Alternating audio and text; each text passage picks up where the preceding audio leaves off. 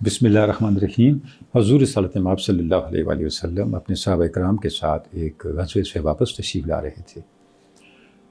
موسم ایسا تھا، سفر ایسا تھا، تھکاوٹ تھی اور سفر طویل تھا، تو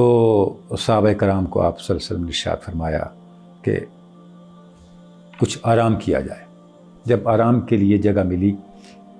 ایسی جگہ پہ پہنچے جہاں آرام کیا جا سکتا تھا، تو لشکر رکا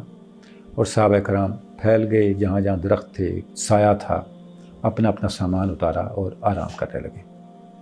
ایک درخت کے نیچے آپ صلی اللہ علیہ وسلم بھی محو استراحت ہوئے اور اپنی تلوار وہاں پہ لٹکا دی۔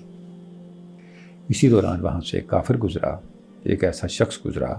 جو ابھی تک اسلام نہیں لایا تھا، کفر میں تھا۔ اس نے جب آپ صلی اللہ علیہ وسلم کو دیکھا، آپ سارے صحابہ کرام کو دیکھا آرام کر رہے ہیں، آپ صلی اللہ علیہ وسلم بھی محو استراحت ہیں، آرام فرما رہے ہیں، تو اس نے تلوار کھینچی اور آواز بلند کی، میں یاسمک منی، اے محمد صلی اللہ علیہ وسلم، آپ کو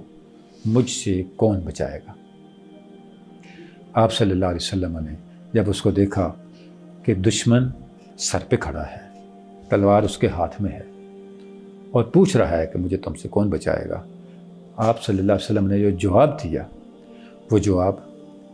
کسی بھی داعی کے اپنے دعوے پر حق ہونے کا ایک الٹیمیٹ آرگومنٹ ہے۔ یعنی دعویٰ کرنا بڑا آسان ہے، کوئی اعلان کرنا بڑا آسان ہے، لیکن اس دعوے اور اس اعلان کو نبھانا اور اس کو سچ ثابت کرنے کے لیے اپنے رویے سے ثبوت فراہم کرنا، اس وقت جب آپ کی جان بھی خطرے میں ہو، مال، اولاد، مفادات، عزت، تعلقات،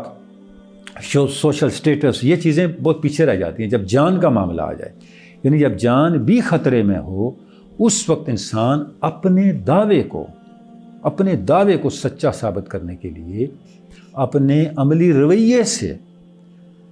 اپنی ہستی سے، اپنے کردار سے ایسا ریسپانس دے دے، ایسا ثبوت فراہم کر دے کہ جو بصورت دیگر اس کی جان کی قیمت مانگتا ہو۔ یہ کسی بھی شخصیت کے دعوے کے سچ ہونے کی آخری دلیل ہو سکتا ہے۔ سیرت پاک کا یہ واقعہ ہمیں آپ صلی اللہ علیہ وسلم کی ذات مبارکہ کے اسی گوشے کو ہمارے سامنے نمایاں کرتا ہے۔ جب اس نے یہ سوال کیا، میں یاسمک منی، آپ کو میرے ہاتھوں سے آج کون بچائے گا، آپ صلی اللہ علیہ وسلم نے ارشاد فرمایا، کچھ بھی نہیں کہا، ایک لفظ ارشاد فرمایا، اللہ۔ جیسے ہی آپ نے یہ اللہ کا اس میں جلالت لیا، آپ کو دھمکی دینے والے اور آپ کے سامنے اس طرح کے کلمے کہنے والے شخص کی جسم پہ لرزہ طاری ہو گیا، تلوار اس کے ہاتھ سے گر پڑی۔ یہ تفسیر ہے قرآن مجید کی اس آیت کی، ان الذین قالوا ربنا اللہ ثم استقاموا فلا خوف علیہم ولا هم یحزنون۔ جو لوگ یہ کہتے ہیں کہ ہمارا رب اللہ ہے اور پھر اس پہ قائم بھی ہو جاتے ہیں، کہنا اور چیز ہے اور اس پہ قائم ہونا اور اپنی استقامت کے ذریعے سے اس کہنے کو حال بنا کے دکھا دینا، یہ بالکل ڈیفرنٹ معاملہ ہے۔ قرآن مجید کہتا ہے ان لوگوں کے لیے نہ کوئی خوف ہے نہ کوئی حزن ہے، وہ ہر طرح کے خوف سے آزاد ہو گئے۔ گویا خوف سے آزادی اللہ کو اللہ کہنے کے بعد، اللہ کے لیے اللہ کہنے کے بعد، اللہ کو ماننے تسلیم کرنے کے بعد اس پہ قائم ہو جانا۔ جیسی آپ سے ارشاد فرمایا اللہ، اس کے ہاتھ سے تلوار گر پڑی، آپ نے تلوار اٹھائی، فرمایا